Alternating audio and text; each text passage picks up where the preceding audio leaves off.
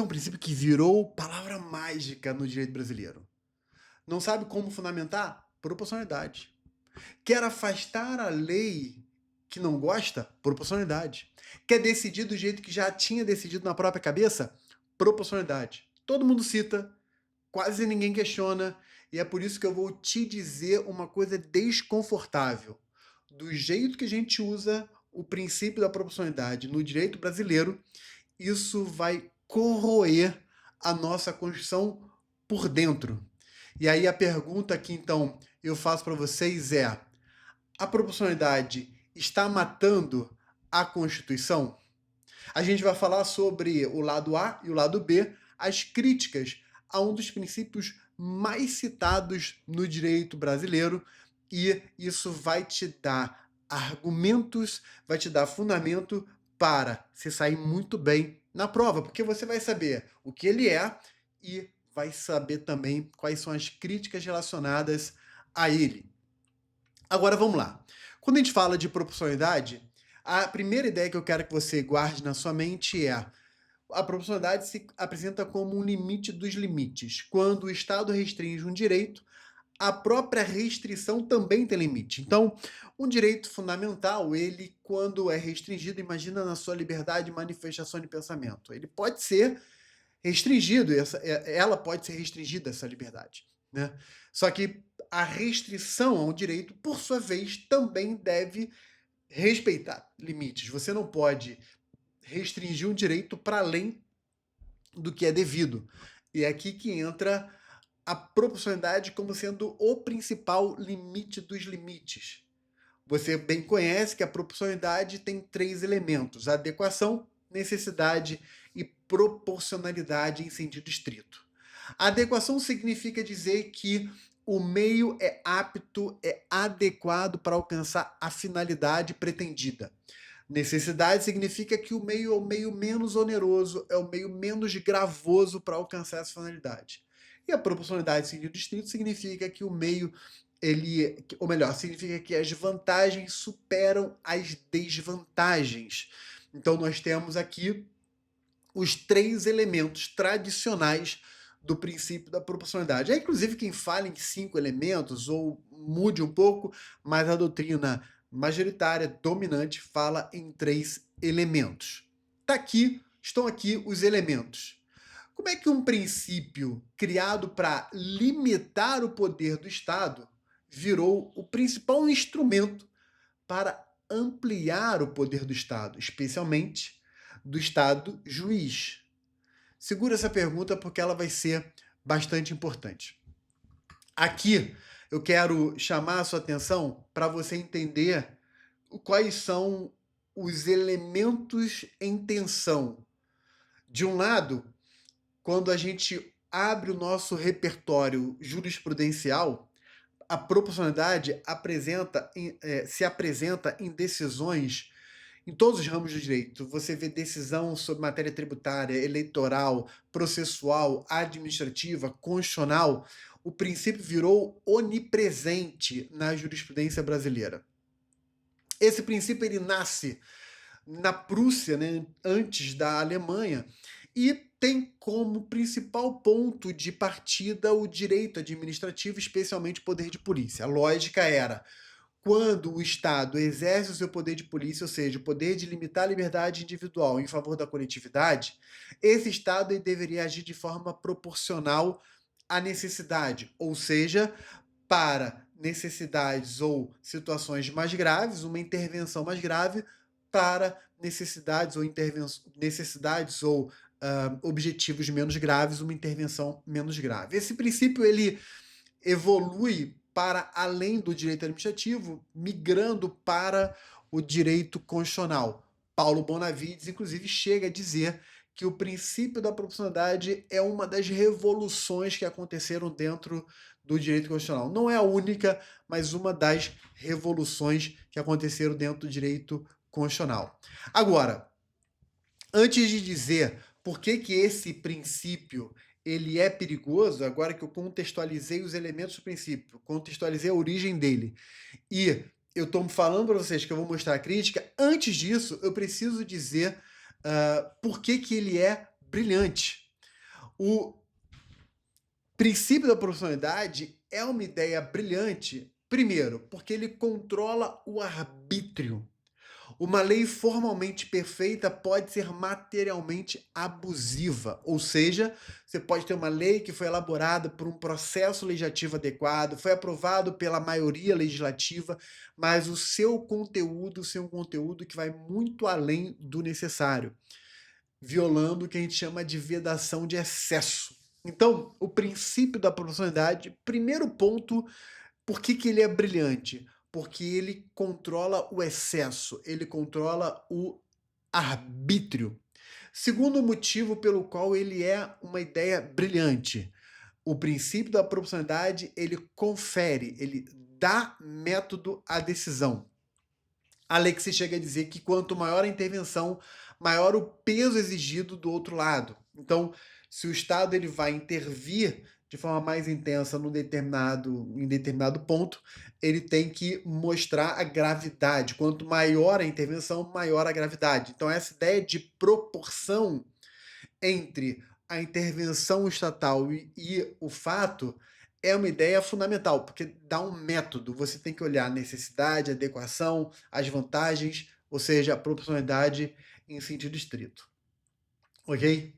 Também é brilhante porque protege o cidadão aqui não no sentido político da palavra, mas no sentido simples da palavra, sentido tradicional, de indivíduo, né?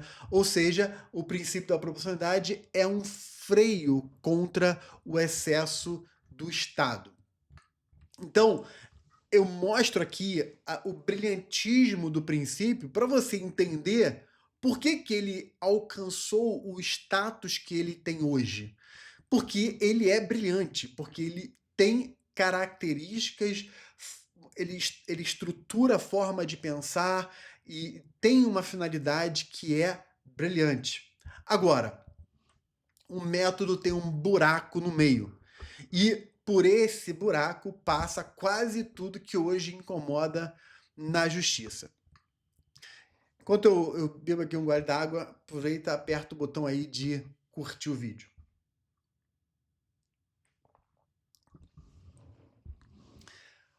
Aqui está o problema. O método ele é racional, ele é elegante, ele tem esse buraco. Que buraco é esse? E aqui é que estão as críticas ao princípio da proporcionalidade. Primeiro, o princípio da proporcionalidade pode levar a um governo dos juízes. O juiz passa a rever o método ou mérito das escolhas do legislador e se sobrepõe a ele, legislador. Então, o juiz ele entra nas escolhas substantivas do legislador. Quando eu falo escolhas substantivas, são escolhas de conteúdo, escolhas de natureza moral, ética, política, valorativa. O juiz ele entra nessas escolhas morais, éticas, substantivas do legislador e ele, juiz, se substitui ao legislador, estabelecendo uma última palavra. Então, o primeiro desses riscos é o governo dos juízes. O segundo risco, a segunda crítica, é que a proporcionalidade se torna um álibi argumentativo. Por quê? Por causa da sua vagueza. Ele é vago, é fluido. O princípio serve para fundamentar quase qualquer decisão. Então ele se tornou um forte álibi.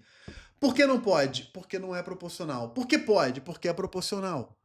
Então você. E aqui eu entro. Aqui é a Constituição na polêmica. Vamos entrar na polêmica. Né? Então eu imagino o seguinte: tema de hoje, né? Tema do momento. Fake news, democracia, eleição.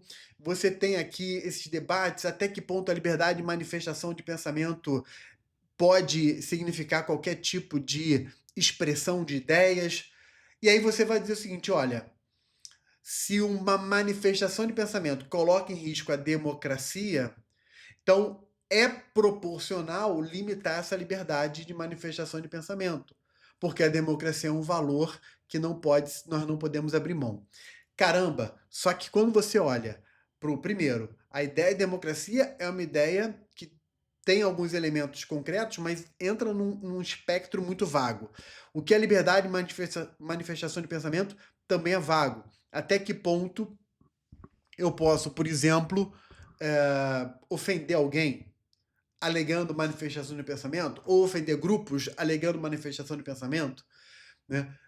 Se um religioso se manifesta, por exemplo, em relação a determinado tipo de união, né, entre pessoas, esse religioso está dentro da sua liberdade de manifestação de pensamento ou ele está promovendo algum tipo de fobia social contra aquele grupo? Né? Isso está dentro ou está fora do discurso de ódio? Né? Então, veja que você começa a falar de valores muito vagos, o que leva a uma aplicação do princípio da proporcionalidade também muito vaga, né? O que é proporcional ou não, dependendo da gravidade ou não de uma situação, pode entrar muito nesse campo de uma abstração muito alta. Então, segunda crítica, pode se tornar um verdadeiro álibi argumentativo, porque quase qualquer coisa cabe ali dentro. Terceira crítica, terceiro ponto. O direito vira valor negociável. Né? Se você, então, leva o direito para o âmbito, considera esse direito um valor, e esse valor pode ser objeto de ponderação e sopesamento dentro das situações concretas, você está negociando valores. Né? Então, você deixa de ter ali um aspecto deontológico do direito e passa a ter ele como um aspecto axiológico. Isso aqui fica como food for thoughts. Já ouviu essa expressão em inglês? É alimento para pensamentos, né? Alimento para pensamento. Eu estou aqui jogando ideias, conceitos para te estimular e você aprofundar o seu estudo. Então, terceira crítica. Quarta crítica. É um decisionismo disfarçado de método. Como aqui não há uma régua, um parâmetro objetivo para dizer qual direito pesa mais, né? Então vamos lá, você tem de um lado a privacidade, dá um exemplo clássico, ok? De um lado você tem a privacidade, de outro lado você tem a liberdade de imprensa, liberdade de informação.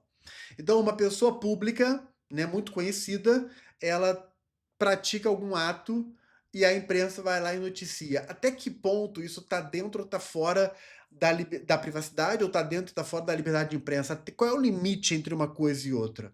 Ok? Qual é o limite entre uma coisa e outra? Então, como você não tem ali uma régua clara, ou seja, um conjunto de critérios claros, isso pode levar a um decisionismo. Né? Já teve caso de uma modelo, ela estava numa praia e foi divulgado lá determinado acontecimento, né? Aí você vai falar, mas ela estava numa praia, ela é uma modelo. Pô, mas ela estava numa praia meio deserta, né, num outro país, né? E ela estava ali com uma condição, ela não estava fazendo uma atividade pública, né? Estava num contexto público, mas não uma atividade pública dela, né? Estava numa atividade privada.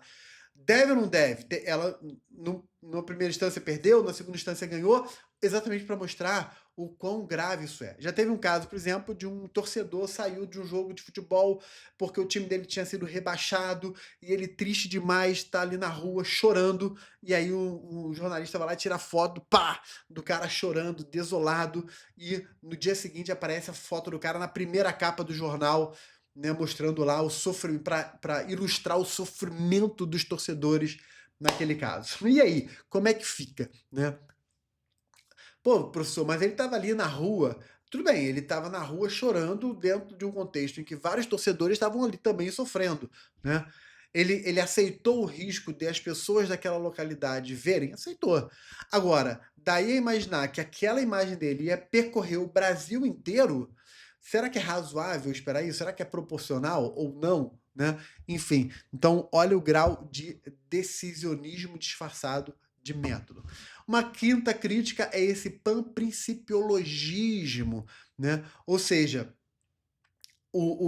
essa ideia de princípios, que tudo vira princípio no direito brasileiro, né? Então, no Brasil, tudo você baseia em princípios, o Brasil virou uma verdadeira fábrica de princípios, e aí isso conversa com aquela outra crítica, que é virar um álibi teórico, um álibi argumentativo conforme a consciência do juiz. Ou seja, basta você invocar princípios de forma meio vaga para sustentar uma espécie de liberdade decisória.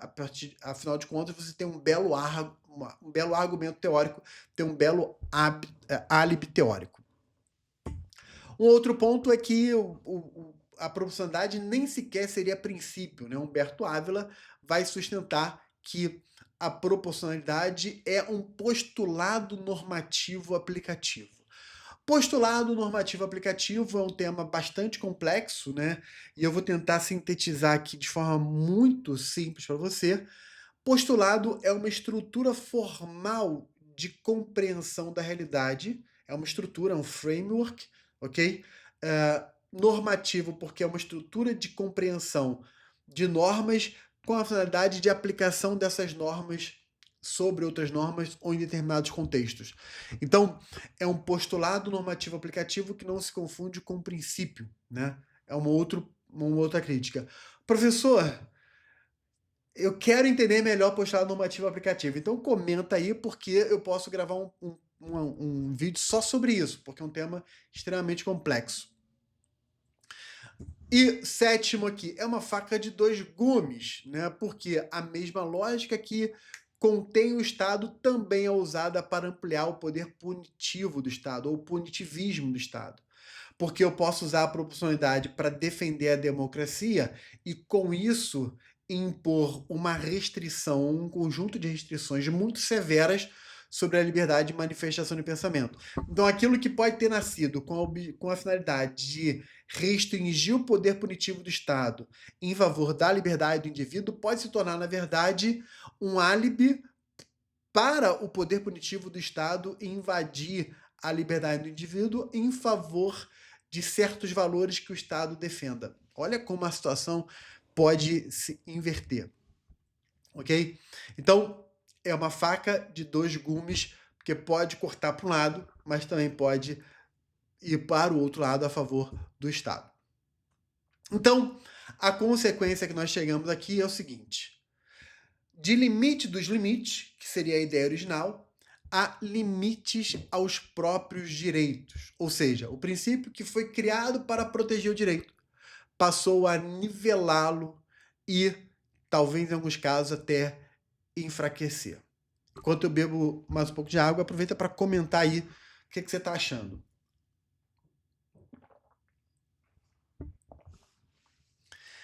Veja como talvez isso esteja sendo até meio disruptivo na sua mente, porque você está sendo confrontado a partir de um princípio que você tinha uma segurança de que era 100% aceito ou inquestionável, né?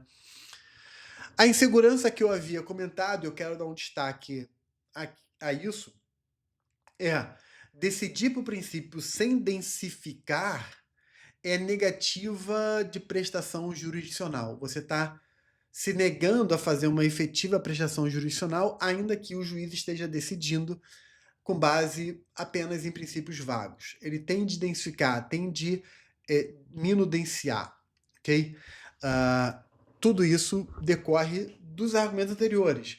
Ser muito vago, permitir o juiz entrar no mérito das escolhas do legislador, ser um álibi argumentativo, um álibi teórico, ser, na verdade, uma porta aberta para um decisionismo judicial.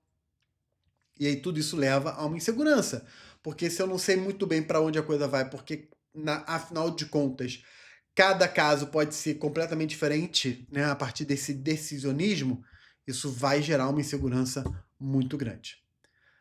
Fiz todas as críticas, preciso fazer a defesa do princípio. Você então já entendeu o que é o princípio, você já entendeu as críticas do princípio, agora vamos fazer a defesa do princípio. Lado A e lado B. O princípio, se ele for bem estruturado, ele promove uma ponderação racional. Uma ponderação racional. A Alex vai colocar exatamente isso. A intensidade, as razões e só então o sopesamento. Então você tem que densificar, tem que encontrar todas as razões, os fundamentos, para só depois fazer o superposamento. Se você fizer isso de forma bem feita, então você tem uma estrutura racional para chegar a uma decisão, ok? O segundo ponto de defesa é: o problema não é o princípio. O problema é usá-lo como carimbo sem mostrar esse cálculo, sem fazer uma análise acurada de cada um dos elementos da proporcionalidade. Ainda que você tenha as críticas, o terceiro ponto a favor é a alternativa à ausência do princípio é pior do que o princípio, né? Então, é melhor o princípio, ainda com todas essas críticas, do que simplesmente decido porque quero ou decido porque eu sou um juiz, né? Então, trouxe aqui os argumentos a favor. Ele tem que ser bem usado e não usado como uma espécie de remédio para todos os males, né? Não. Ele tem que ser bem usado e a ausência dele pode ser pior do que ele próprio, ok? Então, o que você leva daqui para sua prova? Quais são os subprincípios ou elementos da proporcionalidade? Você já viu: adequação, necessidade, proporcionalidade, sentido distrito. A dupla face do princípio é: o princípio ele veda o excesso, você não pode ir além do necessário, você não pode ficar aquém do necessário. Ou seja, não pode, é a proibição de excesso e a proibição de proteção insuficiente. Você tem os críticos, que eu fui mostrando aqui para vocês, e as respectivas críticas, e você não pode confundir a proporcionalidade com razoabilidade, que vem lá dos Estados Unidos. No Brasil, muita gente fala que é a mesma coisa, palavras diferentes para falar de um fenômeno igual ou parecido, mas tem gente que fala de forma diferente. E aqui eu quero deixar, de novo, food for thoughts, né? Comida para pensamento, alimento para pensamento, para você aprofundar isso. Tá? Ficou interessado também nisso? Então escreve aí se você quer que eu faça um vídeo só sobre razoabilidade e proporcionalidade. É um tema também bem interessante. Pessoal, questione o que todo mundo repete. E, como é o meu desafio aqui, em todos os nossos encontros, o que você considera sobre o princípio da proporcionalidade? Defenda a sua tese. Escreva aqui nos comentários e as melhores respostas eu vou corrigir e vou dar um feedback para vocês. Então, a pergunta que eu deixo para você é: em que consiste o princípio da proporcionalidade? Quais são os seus elementos? E, na sua opinião, quais são os fundamentos favoráveis ou críticos? E aí você escolhe um posicionamento e escreva. Aqui, mais importante do que eu saber qual é o seu posicionamento, é ver a sua escrita. Se você sabe defender bem uma tese, que aí eu vou te dar um feedback para você. Beleza? Espero que você tenha gostado desse vídeo. Se você gostou, curta, fale os seus comentários, compartilha, se inscreve no canal, porque você ajuda a gente a ganhar mais relevância, mais gente para nossa comunidade aqui. Um beijo para vocês e até a próxima. Valeu, galera. Tchau, tchau.